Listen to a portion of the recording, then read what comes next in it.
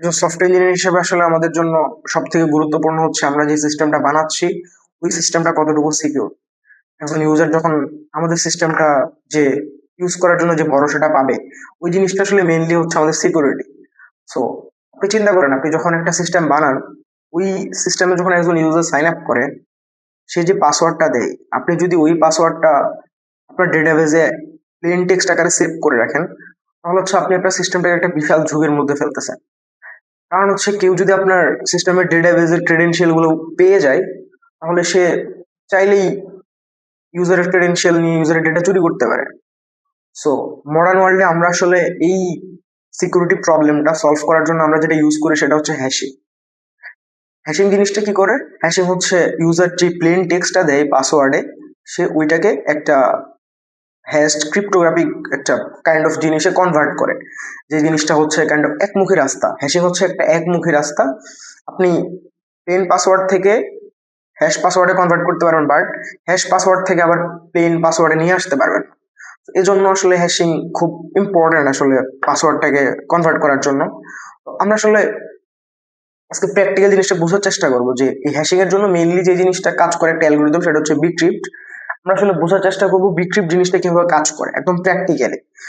So suppose আপনি চিন্তা করেন একজন ইউজার প্রথমে সে আপনার সিস্টেমে আসলো, সে দেন হচ্ছে সিস্টেমটাকে সাইন আপ করার জন্য সে তার ইমেল সাপোজ অ্যান্ড তার পাসওয়ার্ডটা দিল। সো পাসওয়ার্ডটা দেওয়ার পরে সাপোজ বিক্রিপ্ট কি করে, বিক্রিপ্ট হচ্ছে প্রত্যেকটা ইউজারের জন্য একটা র্যান্ডমলি ইউনিক একটা স্ট্রিং জেনারেট করে বা নাম্বার হইতে পারে, এটাকে আমরা বলি সল্টিং। সো দেন হচ্ছে যখন সে ইউজারটা পাসওয়ার্ড দেয় দেন সে প্রথমে সল্ট জেনারেট করে, দেন হচ্ছে ওই যে প্লেন টেক্সট যে পাসওয়ার্ডটা ইউজার দেয় দেন ওই পাসওয়ার্ডটার সাথে সল্টটা সে অ্যাড করে দেন হচ্ছে একটা জিনিস থাকে সেটা হচ্ছে কস্ট ফ্যাক্টর। কস্ট ফ্যাক্টর জিনিসটা হচ্ছে সাপোজ কস্ট ফ্যাক্টর যদি 10 হয় তাহলে হচ্ছে আপনার 2 to the power 10 bar iteration হয়ে পাসওয়ার্ডটা হ্যাশ হবে। সো কস্ট ফ্যাক্টরটা বোঝাটা ইম্পর্টেন্ট, যে কস্ট ফ্যাক্টর যত হবে ততবার 2 এর উপরে পাওয়ার হয়ে কস্ট ফ্যাক্টর ততবার হচ্ছে আপনার ওই যে পাসওয়ার্ডটা কম্বাইন যেটা হয়েছে সল্ট প্লাস ইউজারের দেওয়া যে প্লেন টেক্সটটা ওটা কম্বাইন হয়ে বারবার একটা ফাইনাল হ্যাশড পাসওয়ার্ডে জিনিসটা রূপ নিবে। সো দেন তাহলে আমরা কি বুঝলাম যে একটা হ্যাশড পাসওয়ার্ডে 4টা জিনিস থাকে যদি আমরা বিক্রিপ্ট অ্যালগরিদম ইউজ করি। প্রথম হচ্ছে অ্যালগরিদম ইনফো, দেন হচ্ছে কস্ট ফ্যাক্টর, দেন হচ্ছে এই যে সল্টের যে নাম্বারটা, দেন হচ্ছে ফাইনাল হ্যাশ। সো এখানে একটা মেইন জিনিস হচ্ছে যে ডেটাবেসে যদি আমরা ইউজারের পাসওয়ার্ডটাকে স্টোর না করি, যদি আমরা হচ্ছে যে হ্যাশ পাসওয়ার্ডটাকে স্টোর করি তাহলে একটা ইউজার যখন লগ ইন করে সে তো হ্যাশ পাসওয়ার্ডটা দেয় না, সে দেয় তার হচ্ছে যে প্রথমে সাইন আপ করার সময় যে প্লেন টেক্সট যে পাসওয়ার্ডটা ছিল ওইটাই দেয়। তাহলে হচ্ছে যে বিক্রিপ্ট কিভাবে কাজ করে, বিক্রিপ্ট তাকে চিনি কিভাবে?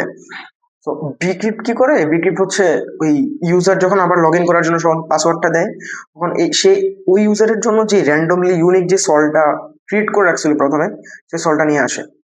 সল্টটা নিয়ে এসে দেন ইউজারের যে প্লেন টেক্সটটা যেটা দেয় দেন হচ্ছে আবার এই যে কস্ট ফ্যাক্টর যেটা, যে কতবার ইটারেশন করে সে হ্যাশ পাসওয়ার্ডটা সে জেনারেট করছে এই জিনিসটা নিয়ে আসে। দেন হচ্ছে সে তার মতো করে আবার হ্যাশ চালায় একটা হ্যাশ পাসওয়ার্ড বানায়। দেন হচ্ছে সে ওই ডেটাবেসের সাথে জিনিসটা চেক করে যে ইউজারের দেওয়া এই পাসওয়ার্ডের সাথে এই হ্যাশ পাসওয়ার্ডের সাথে আগের হ্যাশ পাসওয়ার্ডটা মিল আছে কিনা। যদি সে মিল দেখে তখন হচ্ছে যে আপনার জিনিসটা ইউজারটাকে অ্যাক্সেস দেয় আর কি। সো এটাই যে আসলে মডার্ন সিকিউরিটিতে আমরা আসলে বিক্রিপ্ট জিনিসটা ইউজ করি। So thank you.